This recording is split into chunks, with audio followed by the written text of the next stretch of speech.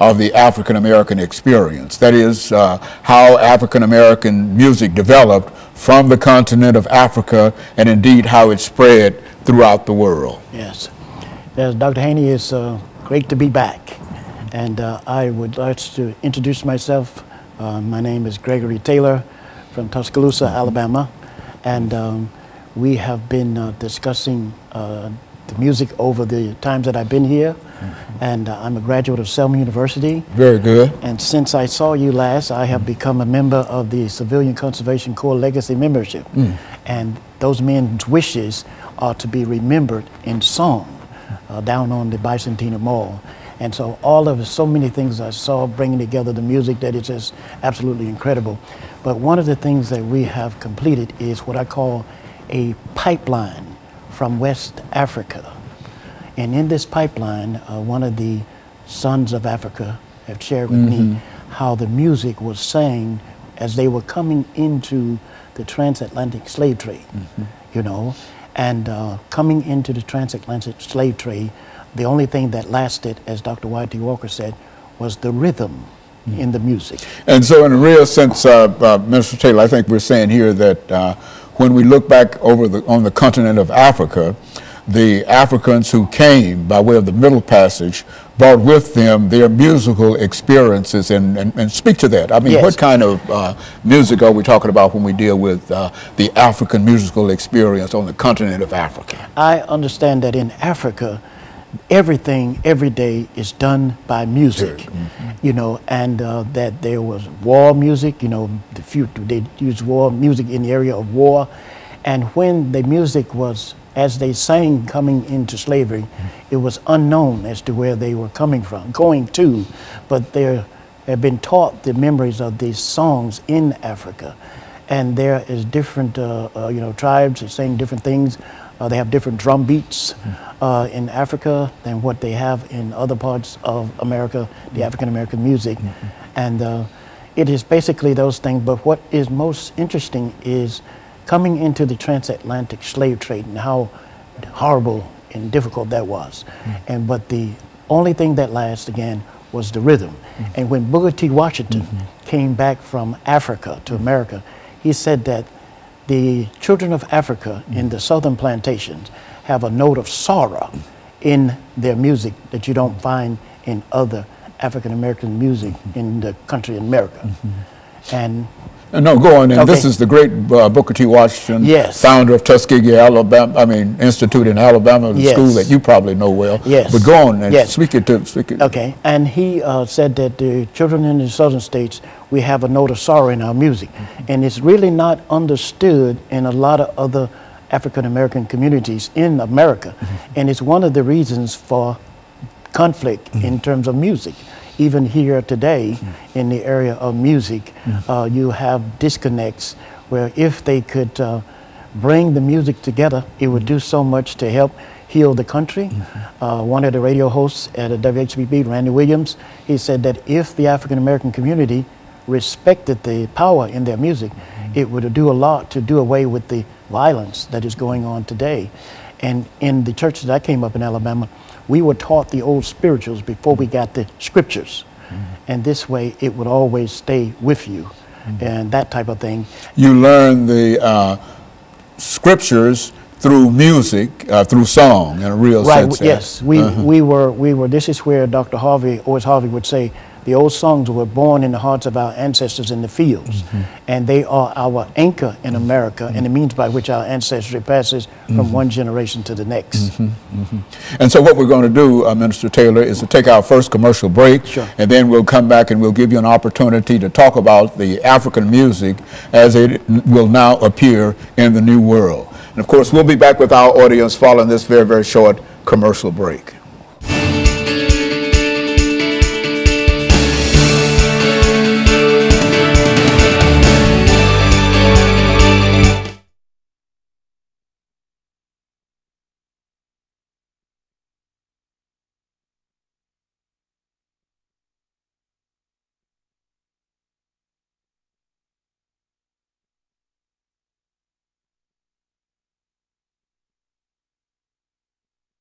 about it. Okay. You know, because I'm gonna be over here, and I hate to be throwing that trash in your audio. Yeah. But I got you. I was wondering about that. No, I tried to ask you if I was speaking loud enough. No, you're not speaking. You weren't speaking loud. Speak it up. Speak out to it. Okay, and I'm gonna. Let me set the tone for when to come back. We passed the... No, this is 6 minutes, and now we're getting into commercial. And then when I come back, this is 8 minutes. Okay, now will this be the transatlantic? No, we are in America now. Yeah, in America. Okay, slavery. Slavery, okay. Okay. Slavery in Mexico, okay. Now I'm going to set the tone in terms of how I want you to speak and the I got you. Sound, you know. I got you. Because it's excellent information, but you seem to be holding it back and whispering to me, and I said, I don't know. But, it's been a long time.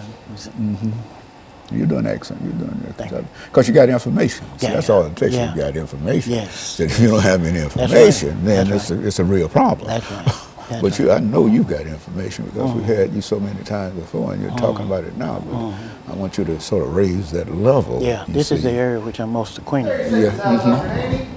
See, I've got 30 seconds. Okay.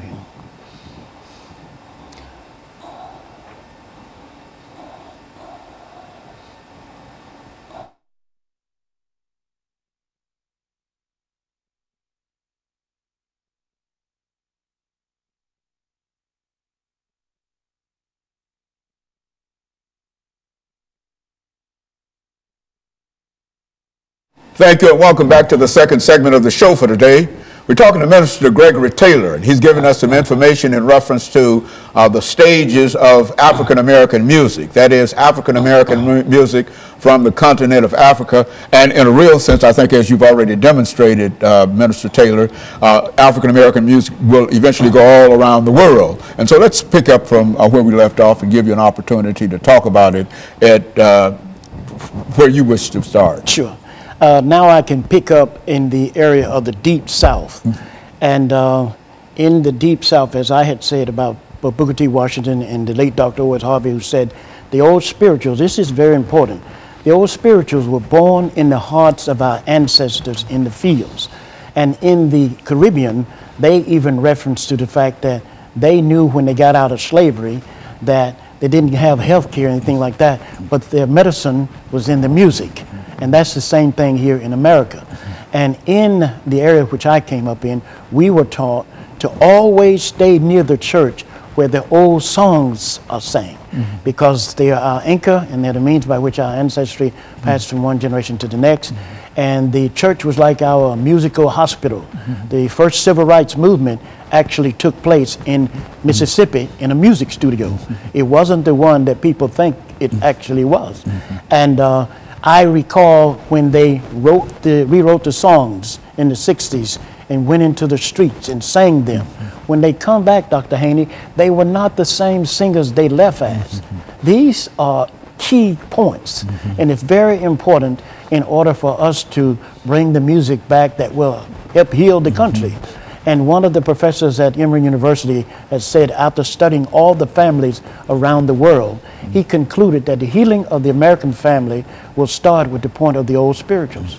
And the maestro here, I heard him say in a chemistry class at Vanderbilt University that there's a composer who wrote that one day music will play a great role in saving the world. I believe that we are in that day today. And I've kept my music pure. I'm probably the purest person in America when it comes to music. And this past Sunday, I actually decided to only go to Sunday school because I don't want to see, for me to make my music pure, to mix it up, that's lose money, you know.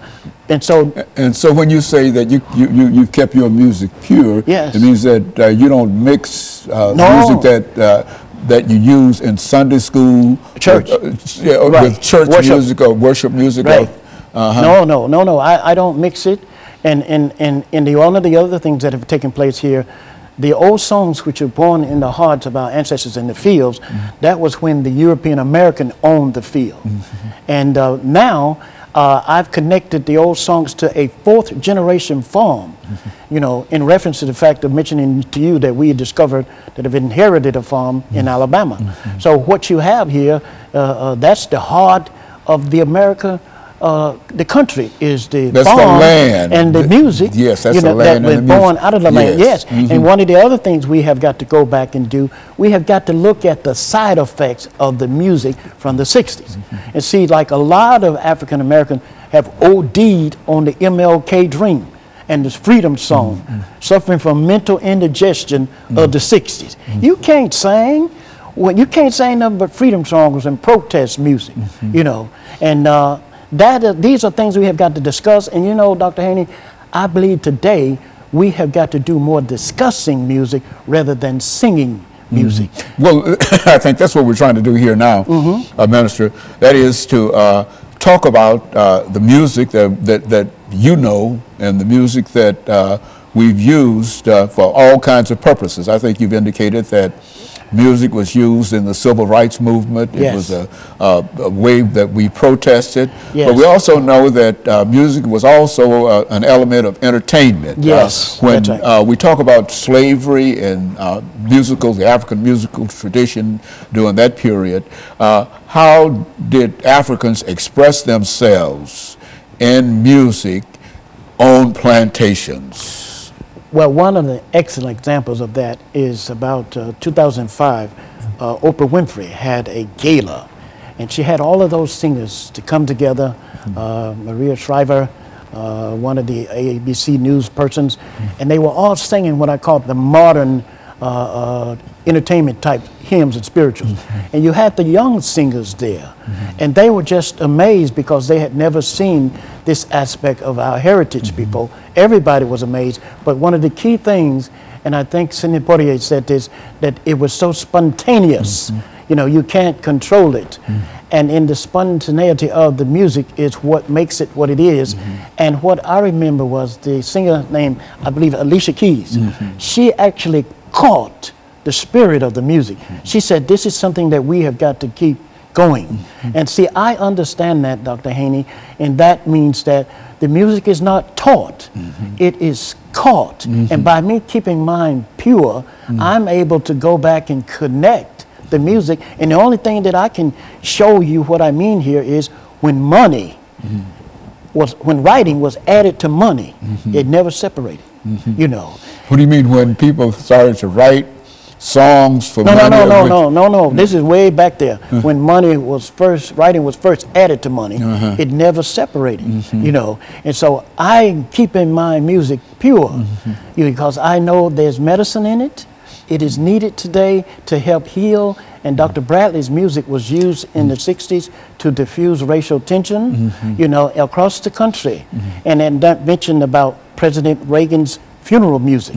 All of those hymns in President Reagan's funeral music, I grew up on them, every one of them, you know. As a matter of fact, when you talk about Dr. Bradley, I think you're speaking of one of the great pioneers in reference to African-American music, spiritual music, and et cetera. So what we would like for you to do, Minister Taylor, when we come back is for you to devote some time in terms of this great pioneer, because I think that most of the music that we hear today, spiritual music and et cetera, will come primarily out of some of the things that Dr. Bradley did, and the most important thing, I think he lived in Nashville, Tennessee. Is That's that right? Yes, and born in Memphis. Okay, so we've got about a minute, and then we want you to start talking about some information in reference to that experience, and then when we take our second commercial break. But I think that some of the information that you're giving now is excellent, and I think it's the kind of information that we want to use, but we want to wrap it around an individual that you believe. I know because we've had conversations in reference to Dr. Bradley before. As a matter of fact, I think you gave me a book dealing with Dr. Bradley, and so I know that you've got a lot of information in reference to it. And so when we come back, then we'll talk about Dr. Bradley, and we'll be back with our audience following this very, very short commercial break.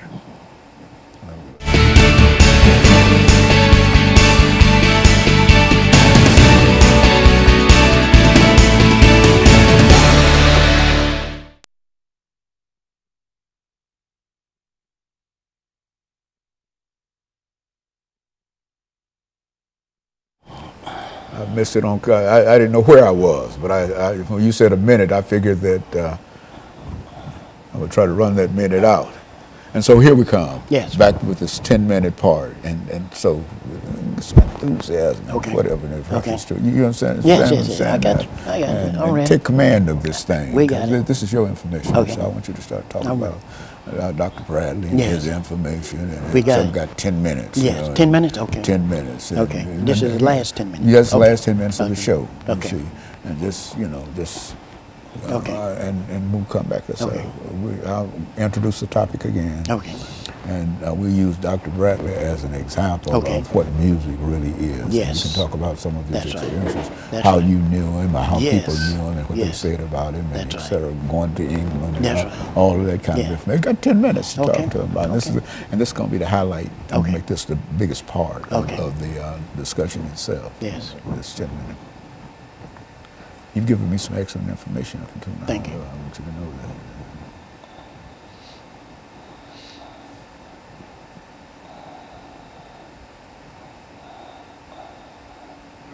Yes, sir.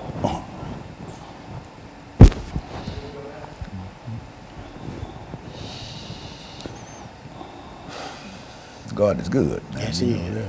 Yes, He is. Sure He is. He is. He has kept us all this time. That means you sitting up.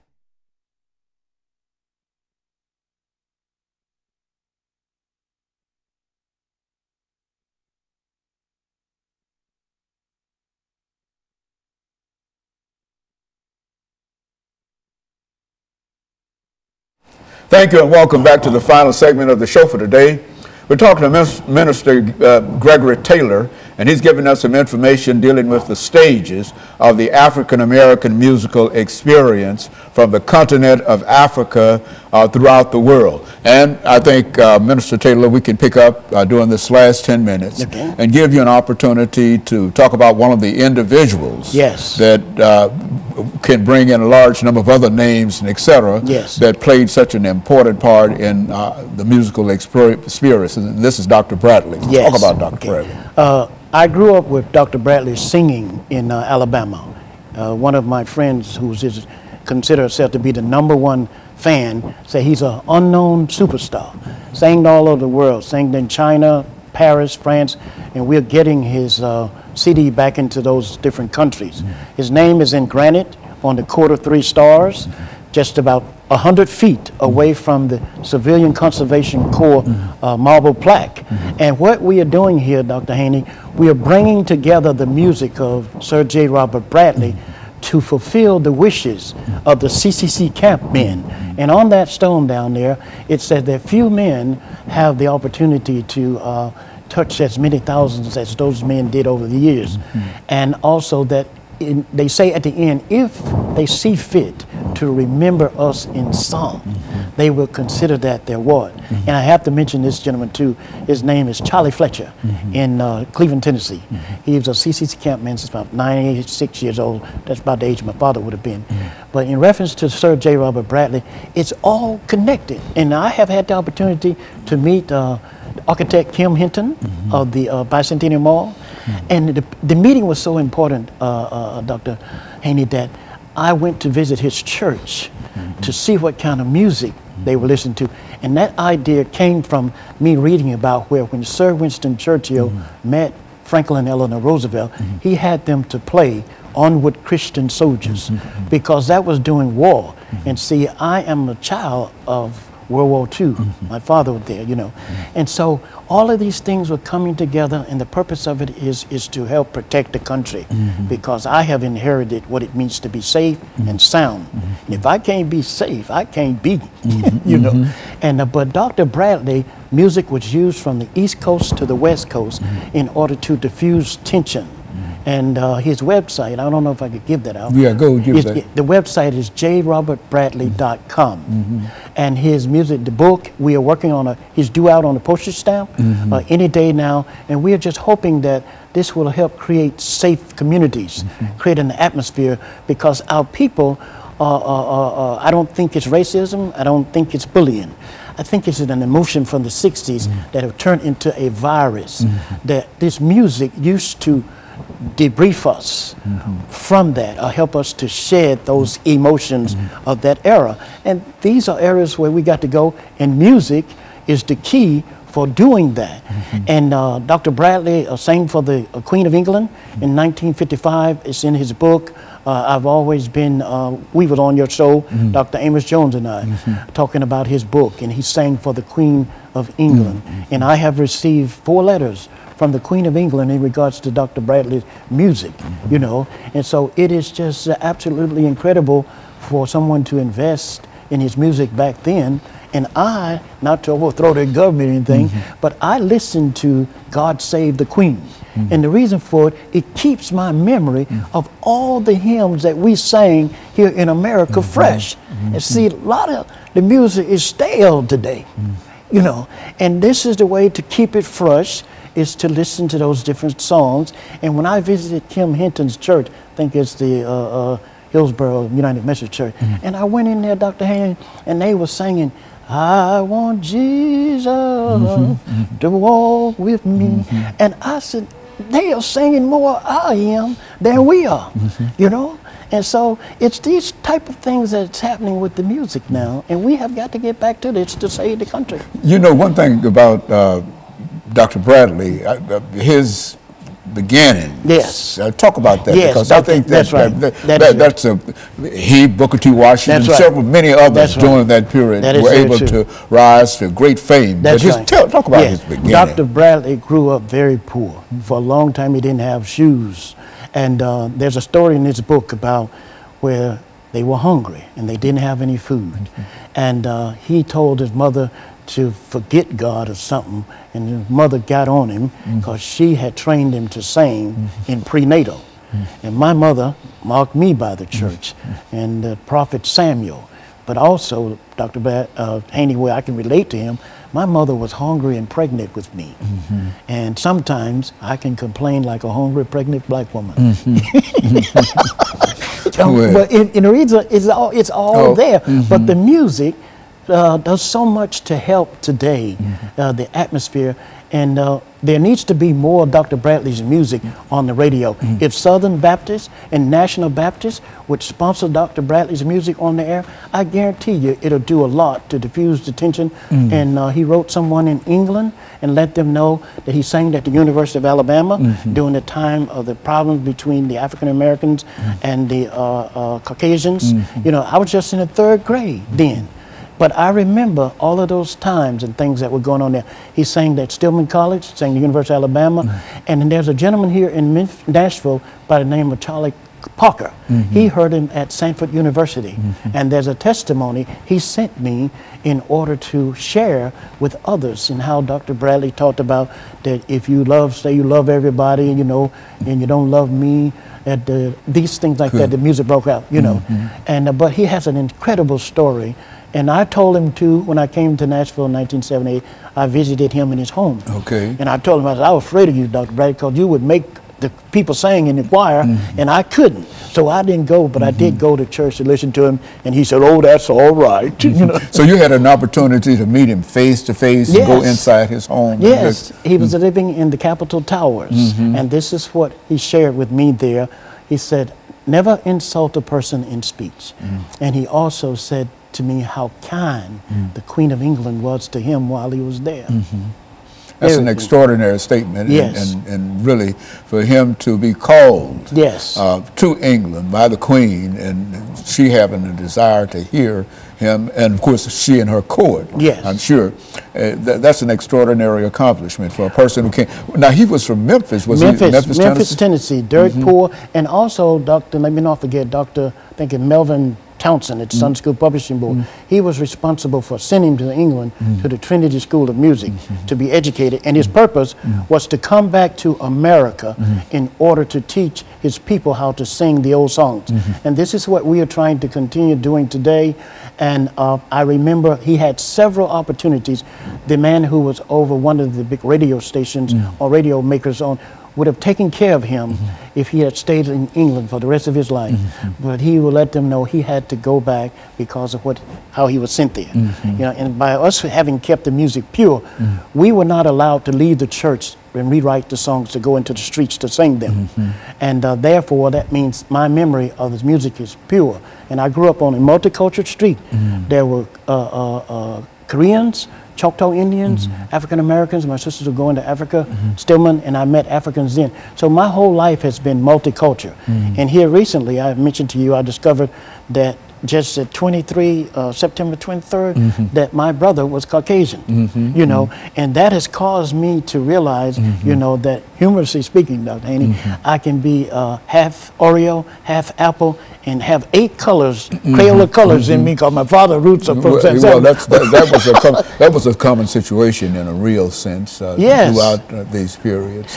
But when you discover it and you know actually what it is, it So helps you you to have better yourself and well as others, you know. Gives you a better understanding of everything in a real sense, and that life is really great. But its life is real. That's right. So I think that's right. It's but true. but during this last minute, Minister please. Taylor, let me thank you for bringing about what we consider to be some excellent information dealing with the African American musical experience. And I think one of the most important things that I got out of what we were talking about here today is the ability of the certain kind of music to have a great psychological impact upon people, whether it's through singing or through choirs or whatever, and that music is very, very important. And I want to thank you in a real sense for bringing that information by, and I want to encourage our audience to tune in again next week for another informative edition of Comments. Thank you and good morning.